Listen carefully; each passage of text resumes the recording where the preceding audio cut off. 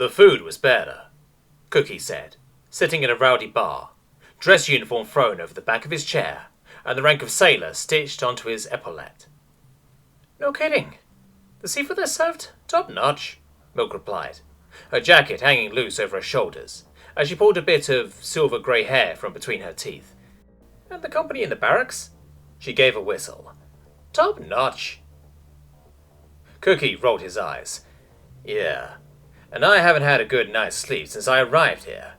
You and whoever you're with kept rocking the whole barracks. Milk blushed at that before waving him off. I just know how to show a lady a good time. Speaking of good times, remember those counterboarding drills? How could I forget? A few months into training, a handful of pods of Death's Head commandos swam by the naval training camp as part of a mental health stand-down. They got bored. They volunteered to help train the cadets how to fend off boarding pirates by raiding the training ships constantly. Shulvanti training ships were massive things. Large, cumbersome, slow, and constantly malfunctioning. They were old ships, so maybe the malfunctions could be blamed on its age.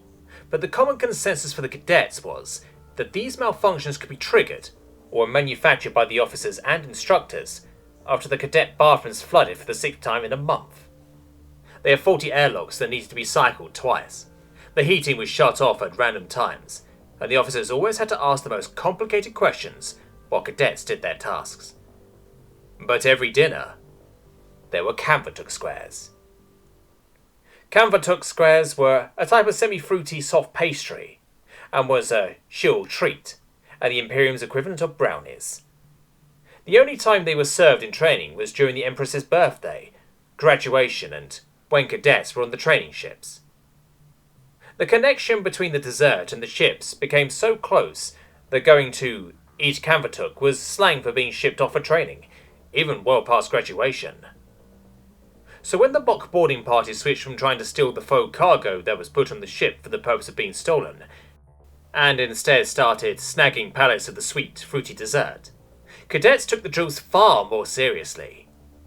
Instructors noted that after the first few times the cadets went without dessert because a Marine had made off with the treat, there was a marked improvement in sensor sweep accuracy, in close combat drills, and, above all else, crew readiness. So they made it official. No longer was the delicate, malfunctioning box of cargo what the pirates would be stealing. It was the food stored close by. And when one of the sensor techs noticed a vessel bearing the telltale marks of a Death's Head commando shuttle begin to shadow the training ship, they quickly hit the warning signal. The commandos were smart. They came in slow and easy, staying well out of effective range of the point defense guns and shadowing the ship for days. They used the debris field the ship was flying through to ghost closer, or taking cover behind asteroids and throwing out near constant jamming. So when everyone near airlock 16C's sim gear notified them that they suddenly lost all atmosphere, and a group of 9 Death's Head commandos in full EVA gear swiftly moved in, everyone started panicking. Armswomen and Marines in training were swiftly cut down before they even had a chance to raise their weapons, the commandos moving through the ship faster than the distress calls could be sent. Cadets scattered and tried to lock down their precious dessert, but one of the commandos had to have served on this ship before, because she knew exactly where to go to bypass the blockades. Finally, the only group left was Milk, 24 odd cadets, and a pair of officers. And then a commando poked her head around the corner and knocked out the officers. And then it was just Milk and a bunch of scared cadets. She looked to the crate of delicious treats behind her, to the cowering, terrified cadets next to her, and the gleaming blade sitting on the stunned officer's belt. She grinned. I have always wanted to do this, she muttered in English, before drawing the blade from the downed officer's side and rising to her feet. She took a deep breath in and began to speak. Hear me, cadets of the Shulvanti Navy! Before you stands the best of the Imperial forces, the Death's Head Commandos. They have fought their way throughout this ship without taking any casualties, but there are only 9 of them. There are 27 of us. Though we do not have the strongest armor, or the greatest weapons, or the best of training, we have the most pure of motivation. For what stands behind us is their target, our crates of Pwntatochip squares. We shall not let them put their hands on these delicious treats. The blade gleamed in the combat lighting of the ship's hallways as the short Irish redhead stepped into the hallway and pointed her sword at the commandos lying in wait on the other side. "I've seen starved, beaten entire POWs taken on the small army of interior forces, and I tell you thus, they do not have the firing rate to take us all down." She began to shout louder. "So stand, brothers! Stand, sisters! Stand, cadets of this ship! See the enemy before us and prepare to repel boulders!" And then it happened. The hand of God in the lives of men. You see, when the interior forces dropped out of their ship, using it as bait to keep the cadets from checking their airlocks, they had to pull off an EVA jump for an asteroid belt. Asteroids are easy to dodge. The massive things stay far apart from each other, but the debris, not so much. The best markswoman in the group, the one sighting her training weapon on Milk's center mass, got hit with a small cloud of slow-moving space dust before she made it to the hatch. No damage, no contamination, but the rifle she carried did take a jolt. The interior forces had modified the standard training rifles, so the beams fired looked much more like their lethal counterparts' blasts. However, this introduced flaws in the core firing mechanism of the training weapon. Flaws that, when the rifle was hit with a handful of space dust, introducing a minuscule chance of the weapon miscalculating the amount of energy it needs to put into the blast, and only firing a beam of light. Soldiers of the Death's Head Commandos are trained to be expert markswomen. An infamous markswoman drill is shooting a target so precisely that they must shoot a target's button off without damaging the rest of the outfit. Shulvanti eyes are, also, finely tuned to emotion to a degree that some can't help but look at something that flashes in front of them. Combine that with snap shooting training, and some commandos have a habit of shooting birds that fly in front of their targets, instead of the target behind them. The officer Milk took the blade from was proud of her heritage. This sword was an old blade, having been in her family for generations.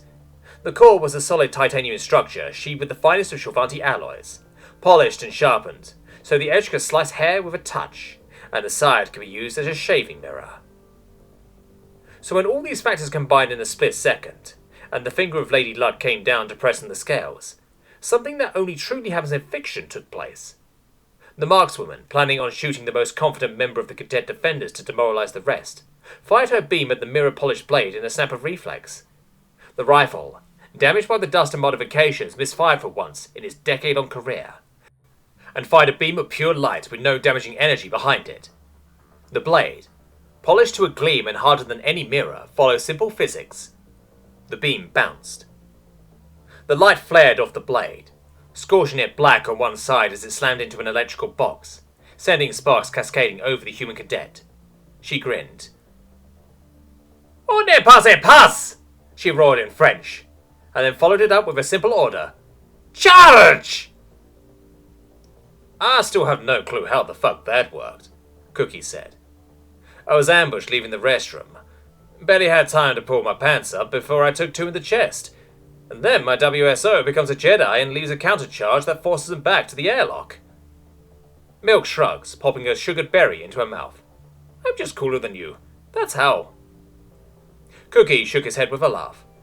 "I swear, that single act got you enough women to last you until the day you die. And did you really say, 'They shall not pass' as your rallying cry? In French?" "What?" Milk replied with a grin. "Someone's got to bring class to this joint." "And you, the hard-drinking, pussy-licking, head-banging, rabble-rousing Irish lassie, is going to do it?" "Well, you choir boy, white-bread, country bumpkin-looking wannabe Texan ain't going to do it." The pair laughed and clinked their drinks together. "To making it through," Cookie said with a grin. "Again," Milk replied, matching the grin. "So it seems," a third figure says in English, pulling out a chair and sitting down. She was a tall woman, silver hair pulled back in a tight bun, her armor deliberately unadorned. Milk and Cookie froze as this commando placed her drink down and looked at the two. Black and yellow eyes scanning the much shorter pair. "You aren't in trouble," she began, still in English. "This is a check-in. Cadet Kennedy and Cadet McDermott, you are an interesting pair. First members of humanity to join the Shulvanti Navy. You'll be flying interceptors when you pass specialist training. You'll have a lot of eyes on you." "Is this a threat?" Milk asks, her hackles raised. "No," the commander replied. "This is a warning. We've been keeping an eye on you since 773. Well, Not you. The noble, Cuckoo replies. Political fuckery senses flaring. You're watching the noble. You were the one with the scope we saw. The commando nods. In our culture, the Shovanti people have a saying. You will never see a good noble. Now this is a two-part statement, but most forget the second part. You will never see a good noble, for they are busy working. Rooney, our word for noble. It means one who is charged with duty. Most do their duty. Others, well, you met one. The commando rises. We're watching her for a variety of reasons, but watch your back. She is a spiteful bitch. We know, Cuckoo replied, staring this woman down. I'll leave you to your drinks. Good luck, and congratulations on your graduation. And with that menacing well-wish, the commando stood up and walked off, sipping at the glass of red grail.